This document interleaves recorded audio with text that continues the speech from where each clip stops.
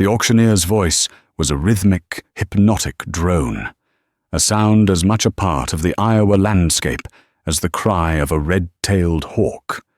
It rolled over the assembled crowd of farmers, their faces weathered maps of droughts and bumper crops, their hands stained with the grease and soil of a lifetime. They stood in the farmyard of Old Man Hemlock, a place now picked clean, its soul laid bare for public consumption. Tractors, plows, and wagons were lined up in neat, funereal rows, their faded paint telling stories of seasons past. Silas Blackwood stood near the back, his arms crossed over his chest, his presence as quiet and solid as the oak trees lining the lane. He wasn't here for the big-ticket items.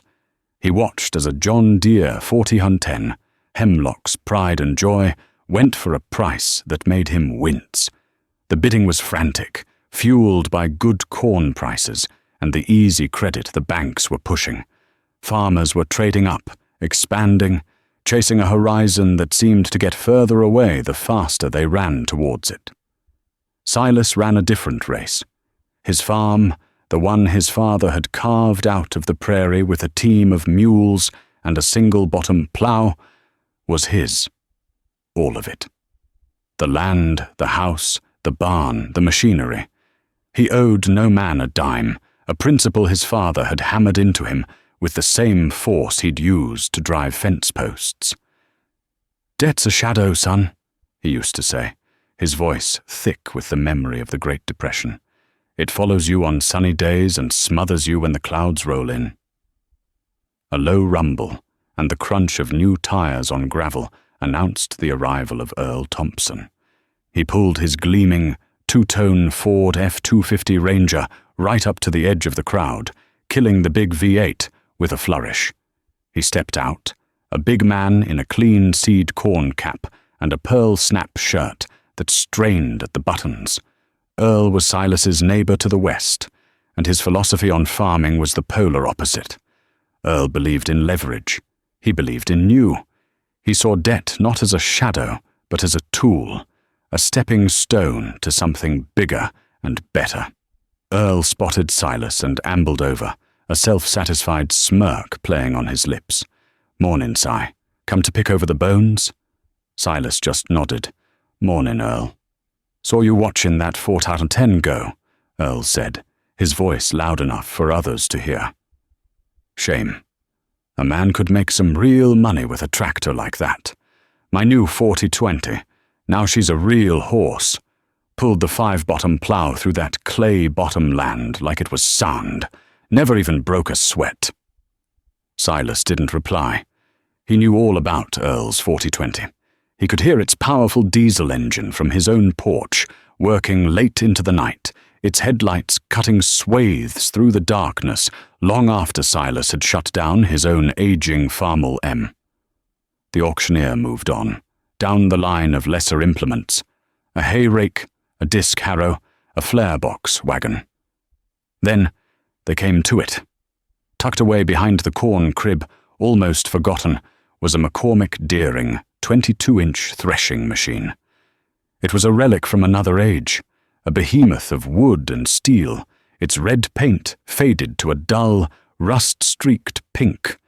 Its long conveyor belt was rotted and cracked, and birds had nested in the complex guts of its separating mechanism. A murmur went through the crowd. It was junk, a museum piece. The auctioneer almost apologized for offering it. "All right, folks, what am I bid for this piece of history? Good for a lawn ornament, maybe. Let's start it at $25 to haul it away." Silence.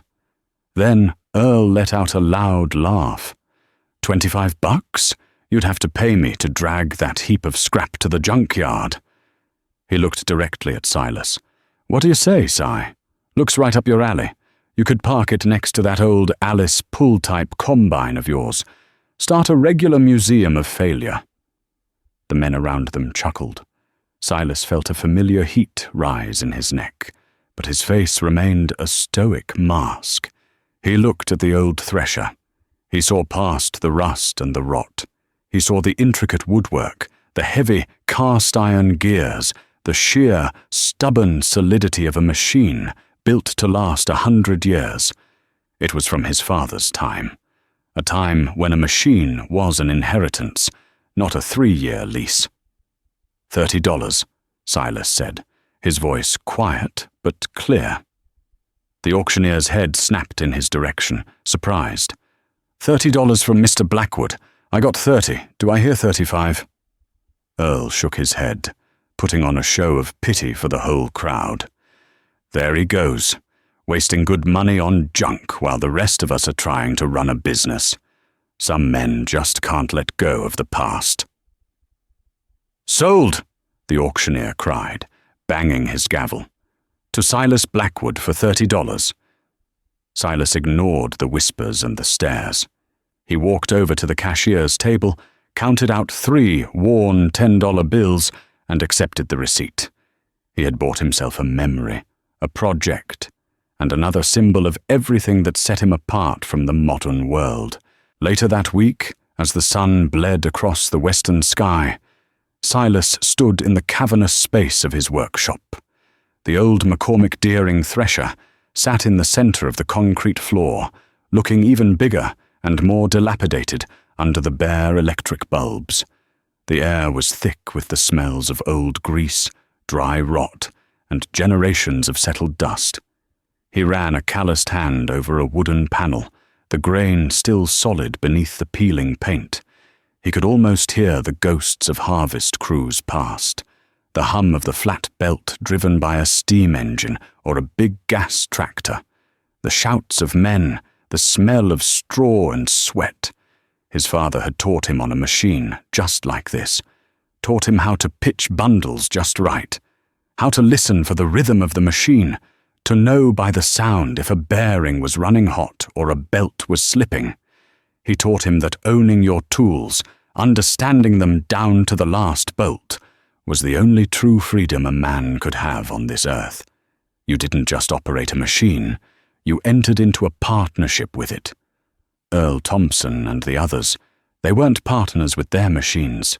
They were just temporary users. The bank was the real owner. The bank held the paper, and when the payments stopped, the bank would come to collect. Silas had seen it happen. He knew the cycle. He looked around his shop. His Farmall M stood in the corner, its engine torn down for a ring job he was doing himself. Next to it was his Alice Chalmers all-crop 60 combine, a quirky, brilliant little machine that he kept running with scavenged parts and custom-made fixes. Every machine in this shop was his. He knew their every flaw, every weakness, every strength. He knew the precise torque for the head bolts on the Farmall, the exact feel of a properly tensioned chain on the all-crops canvas. This was his kingdom, a kingdom of iron and oil and self-reliance. Out there, in the world of 1970, men like Earl were the kings. They were the ones the bankers smiled at, the ones the equipment dealers courted with free hats and hot coffee. Men like Silas were relics, stubborn old fools tilting at the windmills of progress. Before we go any further, I have to ask you folks listening, have you ever known a man like Silas?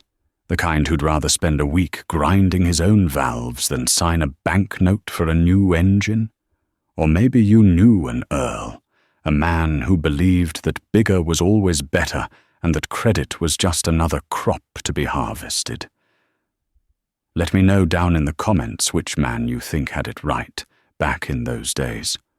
Because the answer wasn't as simple as it seemed, and a storm was brewing that would put both of their philosophies to the ultimate test.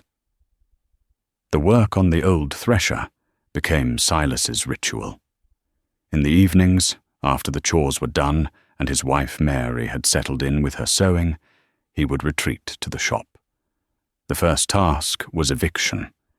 Generations of mice had turned the machine's innards into a sprawling metropolis of shredded canvas and chewed straw. He spent hours with an air compressor and a long nozzle, blasting out the debris until he could finally see the bones of the machine. He worked with a patient, methodical rhythm. He drained the ancient, tar-like grease from the bearing cups, scraped away 50 years of caked-on grime, and wire-wheeled the rust from the steel parts until they gleamed a dull silver under the lights. He discovered the main drive shaft was slightly bent, probably from a rock or a dropped wrench decades ago. He couldn't just buy a new one. Such a part hadn't existed for 40 years. So he carefully removed it, a 400-pound piece of solid steel, using a chain hoist and a series of heavy blocks. He spent 2 nights with a rosebud torch, a straight edge, and a 10-pound sledgehammer, heating and gently persuading the steel back into true. It was a process of feel and sound, of tapping and measuring, an art lost to the modern world of disposable parts. While Silas resurrected the past in his workshop, the present was demanding its own ransom.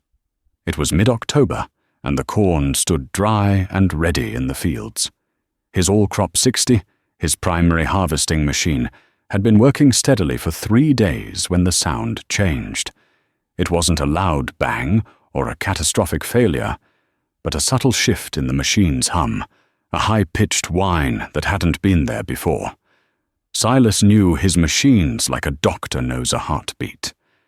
He shut down the Farmel's engine and climbed off, the sudden silence ringing in his ears. He knew where to look. The main cylinder bearing on the left side. It was hot to the touch, dangerously so. He'd been nursing it along for 2 seasons, packing it with fresh grease every morning. But its time had come. The bearing was shot. At the parts counter of the local Alice Chalmers dealer, the young man behind the desk, barely out of high school, looked at the greasy, pitted bearing race Silas placed on the counter. The kid punched numbers into his new microfiche reader, a marvel of modern technology. He squinted at the screen, then shook his head.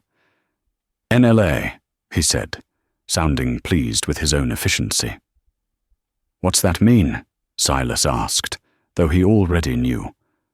No longer available. That part's been obsolete since before I was born, mister. My system says the last one in the company's inventory was sold in 1958. The kid leaned forward conspiratorially. Tell you what, though. We got a brand new Gleaner F2 on the lot. Air-conditioned cab, hydrostatic drive. We could have you in it by tomorrow. The financing guys are making some real sweet deals this month. Silas just picked up his dead bearing and walked out. The laughter of the other farmers loitering by the coffee machine followed him out the door. The word was all over town by supper time. Silas Blackwood's toy combine had broken down for good. The scorn was a quiet, persistent thing. At the grain elevator, men would stop talking when he walked in. At the diner, the conversations at the farmers' table were all about Earl Thompson's impressive yields. Heard Earl's pulling 200 bushel an acre on that north quarter, one would say. That new John Deere 6600 combine of his is eating it up. Barely has to slow down for the waterways. Then, a sideways glance at Silas, sitting alone in a booth. The pity was worse than the mockery. Poor Si. Too proud to ask for help. Gonna lose that crop for sure if the weather turns. Mary felt it too. The looks from the other women at the church bake sale. The way the banker's wife suddenly became too busy to chat at the grocery store. They think we're failing, Silas, she said one night, her voice trembling slightly. They think you're a fool for holding on to your father's ways. Silas didn't answer. He just finished his coffee, kissed her on the forehead, and went back out to the shop. Failure was not an option. For 3 nights he slept on a cot in the workshop, surrounded by the cold, unforgiving steel of his problem. He couldn't find a replacement bearing anywhere. The scrapyards had been picked clean of old all-crop combines years ago. He was on his own. His only hope was his ancient, belt-driven South Bend lathe, a machine even older than the Thresher that had come from a defunct railroad machine shop. He found a solid billet of high-carbon steel that was once a truck axle. He mounted it in the lathe's chuck and began the painstaking process of turning a new bearing race. The work was slow, demanding absolute precision. The air filled with the sharp, metallic smell of cutting oil and hot steel. Shavings of metal curled off the cutting tool, falling like silver confetti to the floor. He worked with calipers and micrometers, measuring and remeasuring, taking off thousandths of an inch at a time. The hum of the electric motor, the rhythmic chunk-chunk of the lathe's gears, the high-pitched squeal of steel being cut. This was his world. Outside, the wind began to shift, bringing the damp, metallic smell of impending rain from the northwest. Every gust of wind rattling the tin roof of the shop was a tick of a clock he couldn't afford to ignore. He was in a race against time, against the weather, against the whispers and doubts of the entire county. He was a man alone on an island of his own making, trying to forge a future out of the scraps of the past. The story jumped forward. It was 1973, and the world had changed. A massive grain deal with the Soviet Union had sent commodity prices into the stratosphere. Corn that Silas had been happy to sell for $1.25 a bushel was now fetching close to $3. Land that had sold for $500 an acre was suddenly worth $1,500, then $2,000. The government, through Secretary of Agriculture Earl was sending a clear message. Get big or get out. Plant fence row to fence row. The old rules no longer applied. America was going to feed the world, and the farmers of the heartland were going to get rich doing it. No one embodied this new gold rush mentality more than Earl Thompson. He became the local prophet of progress, a walking, talking advertisement for the power of borrowed money. He used his rapidly inflating land values as collateral for staggering loans. He bought the 160 acres to his north and another 320 to his west, paying prices that made old-timers shake their heads in disbelief. His machinery lineup became a local legend. The 4020 was traded for a brand-new international harvester, 466, a monster of a tractor with dual rear wheels, a quiet, air-conditioned cab, and a stereo system that blasted country music across the fields. His John Deere 6600 combine was replaced by the even bigger 17700 model. He bought new, bigger grain trucks, a massive grain dryer, and a fleet of gravity wagons. His farm wasn't just a farm anymore. It was an enterprise, a heavily leveraged corporation whose CEO wore a seed corn cap. At the diner, Earl held court. "You can't be scared of debt," he'd proclaim, slapping the table for emphasis. "It's an investment. The bank is my partner. They're begging me to take their money. Land values are only going one way, up. You buy a piece of ground today, it's worth 50% more next year. It's a can't-lose proposition." His eyes would often find Silas, sitting quietly in his usual booth. "Some fellas," Earl would say, not unkindly, but with an air of profound pity. "They're just too cautious, still thinking like it's 1935. They're going to get left behind in the dust." And to the outside world, it certainly looked that way. Silas felt the pressure. The money from the high grain prices was flowing in, more than he'd ever seen. It was a powerful temptation. He could walk into the bank and get a loan for any piece of equipment he wanted. He could trade the old Farm All M for a modern tractor with a cab and a heater. He could buy a self-propelled combine and cut his harvest time in half. But every time he considered it, he heard his father's voice. He remembered the stories of the dirty 30s, of neighbors who had lost everything, of proud men reduced to begging for work because they'd overextended themselves during the good times of the 1920s. So, he resisted. Instead of buying new iron, Silas took his profits and did something that baffled his neighbors. He paid off his debts. He wrote a final check to the bank for the small operating loan he took out each spring. He paid off the last of the mortgage his father had taken out 30 years prior. One crisp autumn afternoon, he drove to the county courthouse and watched as the clerk stamped his deed paid in full.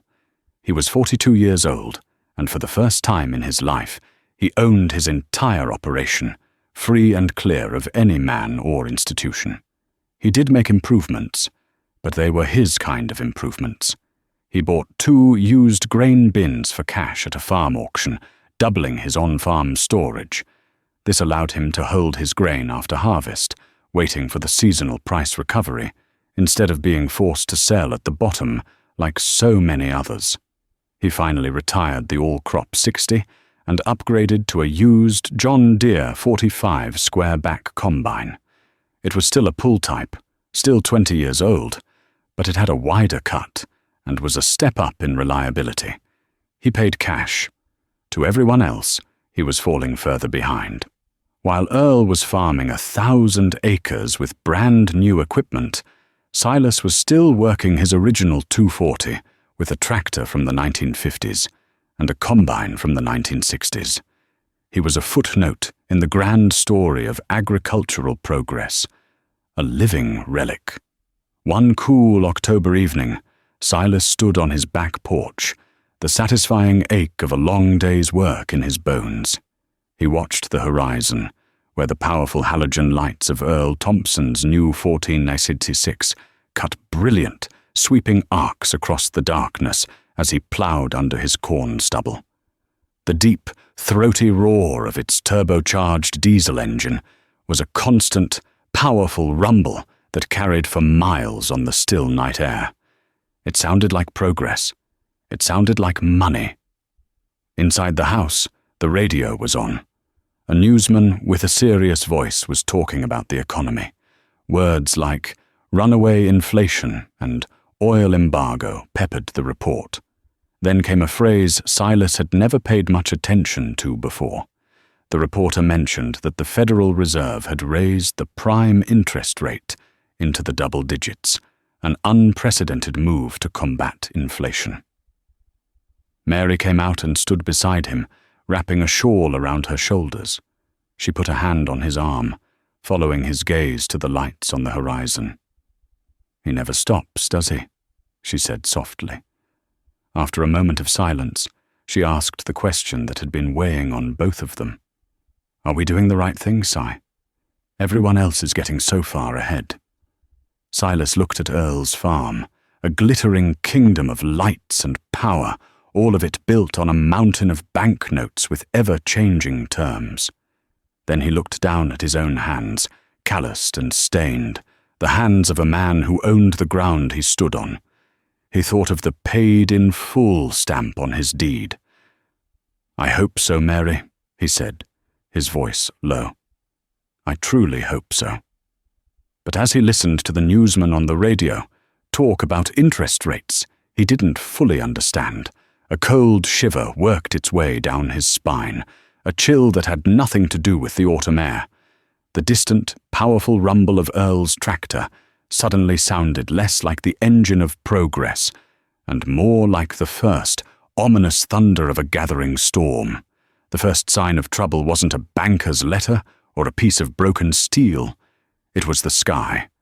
The spring of 1979 came in dry and stayed that way. The clouds that scudded across the vast Iowa blue were thin and mocking, all show and no substance. By June, the corn leaves, which should have been broad, deep green flags of prosperity, were curling inward on themselves during the heat of the day, forming tight, spiky pineapples. It was the plant's last-ditch effort to conserve moisture, a desperate prayer for a rain that never came. Silas watched the sky and conserved his resources. He cultivated his rows shallow and slow with the old Farmall H, trying to create a dust mulch to hold what little moisture the ground still possessed. He worked during the cool of the morning and the fading light of evening, shutting down the tractor in the oppressive midday heat to save fuel and spare the engine. His expenses were fuel, oil, and the sweat from his own brow. Across the fence, Earl Thompson waged war on the drought with technology and horsepower. He ran a massive center-pivot irrigation rig on the quarter section closest to the creek, a great metal creature that crawled in a perfect circle, sucking the waterway dry. The diesel engine that powered its pump ran 24 hours a day, a constant, hungry roar that drank 5-gallon cans of fuel as if they were glasses of water. On his other fields, he ran his International 1466 day and night, pulling a heavy chisel plow, convinced he could break through the hardpan to find moisture below.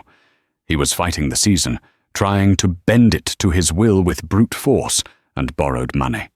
Then, in July, the second blow fell. It came over the radio, announced by a grim-faced president from Washington. A grain embargo against the Soviet Union.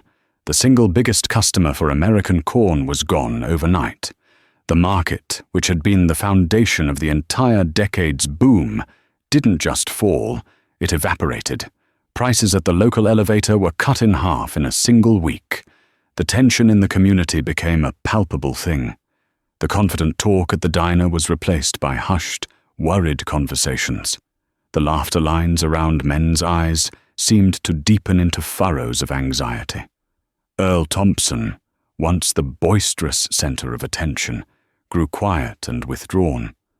Silas saw him one afternoon at the supply co-op, his face pale and haggard. He was arguing with the manager over the price of diesel fuel, his voice tight with a desperation that was painful to witness. The breaking point for Earl's operation came not from the bank, but from within the polished red hood of his mighty 1466. Silas heard it from his own yard, a sudden, violent clatter of tortured metal, followed by an abrupt and total silence. A few hours later, the dealer's service truck was in Earl's field, 2 mechanics in clean coveralls shaking their heads as they peered into the engine bay. The word spread quickly, as bad news always does. The turbocharger had failed, sending a spray of shrapnel through the entire engine. It was a catastrophic failure. The estimate for a factory rebuild was more than what Silas had paid for his entire farm. Earl didn't have that kind of cash. The bank, already nervous about the collapsing land values and commodity prices, refused to extend him any more credit for repairs. The 1466, his symbol of ultimate power and progress, was towed to the dealer's lot, where it sat silent and useless, a monument to the high cost of modern farming. Earl was forced to try and finish his fall tillage with an older, smaller tractor, a machine he had kept for odd jobs, but it was like trying to fight a forest fire with a garden hose. Silas, meanwhile, continued his quiet work. His Farmer M developed a knock in the engine, a sound that would have sent a modern farmer straight to the dealer. For Silas, it was simply a signal. He spent a weekend in his shop, pulling the oil pan, and found the problem. A worn connecting rod bearing on the number 3 cylinder. He drove to a specialty parts supplier in Des Moines, bought a new set of bearings for $17, and spent an afternoon carefully fitting them, checking the tolerances with plastigauge. By Monday morning, the M was running as smoothly as the day it left the factory 30 years earlier. One evening, as the dust settled in the twilight, Silas was in his workshop, turning his attention back to the old McCormick Deering thresher. He was meticulously cleaning and oiling the complex system of shaker pans and straw walkers, marveling at the simple, rugged ingenuity of its design. There were no complex electronics, no delicate hydraulics. It was a machine of wood, iron, and common sense. He heard footsteps on the gravel outside and looked up to see Earl standing in the open doorway, a silhouette against the fading light. Earl didn't speak for a long time. He just looked around the shop, at the lathe, the drill press, the neatly organized tools on the walls, the engine parts soaking in a pan of solvent. His gaze fell on the massive old Thresher. "My granddad had one of those," Earl said, his voice raspy. "Used to tell me stories about the threshing rings. 20 men, a dozen teams of horses, said it was the hardest work he ever did. And the best." He finally looked at Silas, his eyes filled with a weary confusion. "How do you do it, Si? How do you keep all this old junk running?" "It's not junk if it works," Silas replied quietly, wiping his hands on a red rag. "And I keep it running because I have to. It's all I've got." "The bank called my loan," Earl said, the words coming out in a flat, dead tone. "The whole note. They want everything. The land, the equipment, the house. Everything." He shook his head, a gesture of pure disbelief. "They told me they were my partners. They patted me on the back and called me the future of farming." Silas didn't know what to say. There was no victory in this, no satisfaction. He was simply looking at a man who had played the game by the new rules and had lost everything. The storm he had sensed on the horizon all those years ago had finally broken, and Earl Thompson was standing right in the heart of it. The winter of 1981 was brutal, but the economic freeze was even worse. The Federal Reserve, in a desperate bid to kill inflation, had cranked interest rates to levels that were once unthinkable. 20%. 21%. For farmers like Earl, who had financed their expansion on variable rate loans, it was a death sentence. The monthly payments on their debt didn't just increase, they exploded, becoming monstrous, unpayable obligations. The landscape of the county began to change. Bright green and red auction bills, stark as funeral notices, were nailed to fence posts and telephone poles. They were called forced sales. Families who had worked the same ground for 100 years were being sold out, their legacies dismantled in a single brutal afternoon by the auctioneer's gavel. The local newspaper was filled with legal notices of foreclosure, a weekly roll call of the fallen. A quiet, desperate panic settled over the countryside. Earl Thompson's sale was scheduled for a bitter cold Saturday in March. The sky was the color of lead, and a biting wind whipped across the farmyard, rattling the bare branches of the oak trees. The crowd was different from the one at Old Man Hemlock's auction a decade earlier. The mood wasn't optimistic. It was grim, predatory. There were the neighbors, their faces etched with sorrow and a terrible, unspoken fear that their own sale might be next. And there were the others, sharp-faced bankers in clean winter coats and wealthy-looking strangers, investors from the city who smelled blood in the water and had come to buy land cheap. Earl's magnificent machinery, once so gleaming and proud, now looked forlorn.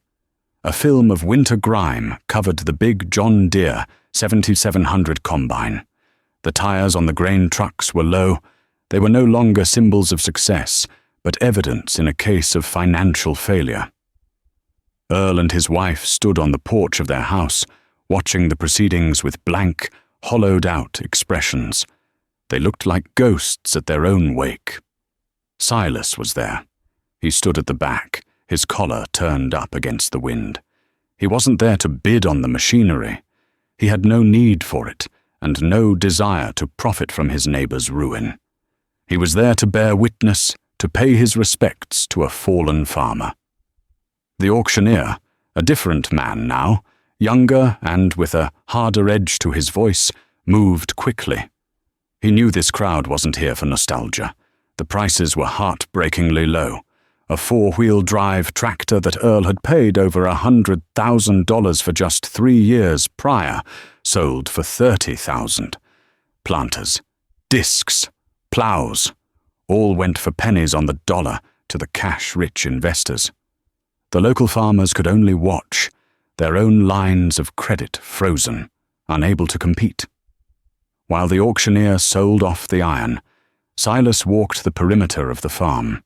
He walked the fence rows his own father had helped Earl's father build. He looked at the barn, the solid, hip-roofed structure that had been raised by the hands of Earl's grandfather. This wasn't just a collection of assets. It was a life's work. It was generations of hope and sweat frozen into the very soil. During this time, Silas's own farm was an island of stability in a sea of chaos. His lack of debt was his shield. The price of corn was terrible, but his cost of production was a fraction of what his neighbors had been. He didn't have a $4,000 a month payment to the bank. His fuel bill was manageable. When a part broke, he didn't call a dealer. He went to his workshop and either fixed it or made a new one. He and Mary lived frugally, their lifestyle unchanged from the boom years. They ate from their own garden, butchered their own hogs. They were weathering the storm, not because they were smarter, but because they had chosen a smaller, sturdier boat. Back at the auction, the last of the machinery was sold. The crowd regrouped near the porch for the final, most brutal part of the sale: the land. The auctioneer began with the parcels Earl had bought during the boom, the expansion land. They sold quickly and cheaply to a man in a business suit who represented an out-of-state insurance company. Then came the final parcel. "Lot number 1, the auctioneer called out, his voice echoing in the cold air. The home quarter. 160 acres more or less, with house, barns and all improvements. The original Thompson homestead, folks. A century farm." Earl flinched, as if he'd been struck. This was the heart of it all. The ground his family had broken with mules and a walking plough. A wave of murmurs went through the crowd. The man from the insurance company stepped forward, a checkbook visible in his breast pocket. He was ready to swallow the last piece. The bidding started. The insurance man opened at a low, almost insulting price. A local farmer, trying to be decent, raised him slightly. The insurance man instantly doubled the bid, a clear signal that he had deep pockets and intended to win. A funereal silence fell over the crowd. They were watching the final nail being driven into the coffin of a family farm. It was then that Silas moved. He walked from the back of the crowd toward the auctioneer's truck, his worn boots crunching on the frozen ground. He didn't look at Earl. He didn't look at the banker. He looked straight at the auctioneer. $100 an acre, Silas said, his voice not loud, but carrying with an undeniable authority. The crowd turned as one. The insurance man shot him an annoyed look. He had expected no real competition. 110, the man snapped. 120, Silas countered immediately, his gaze unwavering. The duel began. The price climbed, past the speculative, bottom-feeding numbers, into the realm of real money. The insurance man was bidding with a corporation's detached logic, calculating return on investment. Silas was bidding with something else. He was bidding with the cash he had carefully saved during the good years, the money he hadn't spent on new iron, the profits he had stored in the bank, instead of in a machinery shed. The price reached a point where the land was no longer a bargain. The insurance man hesitated, looking at Silas, trying to read him. He saw no bravado, no ego. He saw only a quiet, unyielding resolve. He saw a man who was not investing, but protecting. $210 an acre, Silas said, his voice calm and steady. The insurance man conferred with an associate, then slowly shook his head. He was done. "Sold!" the auctioneer cried, his gavel cracking like a rifle shot in the cold air. "To Silas Blackwood." A collective sigh of relief went through the local farmers. It wasn't a victory. Not really, but it was a reprieve. The homestead wouldn't go to a stranger. It would stay in the hands of a neighbor. Silas walked to the clerk's table, his face impassive. He knew what he had to do next. He found Earl, who was leaning against the side of the house, his face buried in his hands. Mary stood beside him, her arm around his shoulders. Silas stood before them, his hat in his hands. "Earl," he said softly. Earl looked up, his eyes red-rimmed and full of shame. "You came to gloat, Si? To finally prove you were right all along?" "No," Silas said, shaking his head. "I came to tell you that no man should lose his father's ground. Not if it can be helped." He paused, letting the words settle. "The land needs a farmer. And you're a good farmer, Earl. You just got caught in a bad time." He held out a piece of paper he had gotten from the clerk. It was a blank rental agreement. "I'll rent it to you, for a share of the crop. You can stay in the house, you can work the ground. We'll work out the details when you're ready. But you're not leaving your home today." Earl stared at him, his mouth agape. He looked from Silas's face to the paper and back again. The hardness in his eyes, the bitter shield of pride he had worn all day, finally shattered. He crumpled, his body shaking with silent, racking sobs. For the first time in years, the prophet of progress was speechless, humbled by an act of grace from the man he had once dismissed as a relic of the past.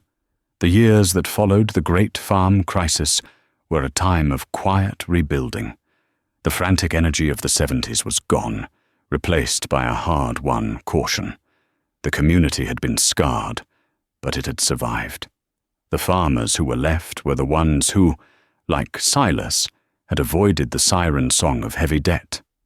Their farms were smaller, their equipment older, but their foundations were solid. Silas Blackwood became an unlikely pillar of the community. The man they had once pitied was now the one they sought for advice. Younger farmers, starting out with little more than ambition, would show up at his workshop. He'd show them how to rebuild a carburetor, how to weld a cracked frame, how to listen to an engine and understand what it was telling them. He never charged for his time, only for the parts. His payment was seeing another young family get a foothold on the land. Earl Thompson became a changed man. The arrogance was gone, replaced by a quiet humility. He farmed the home quarter as Silas's tenant for 5 years, working harder than he ever had in his life. He and Silas developed a strange but powerful friendship, forged in the crucible of failure and forgiveness. They would often work together, Silas bringing his old Farmall M over to help Earl plant, Earl using his mechanical skills to help Silas with a heavy repair. Eventually, with a small loan co-signed by Silas, Earl was able to buy back the homestead.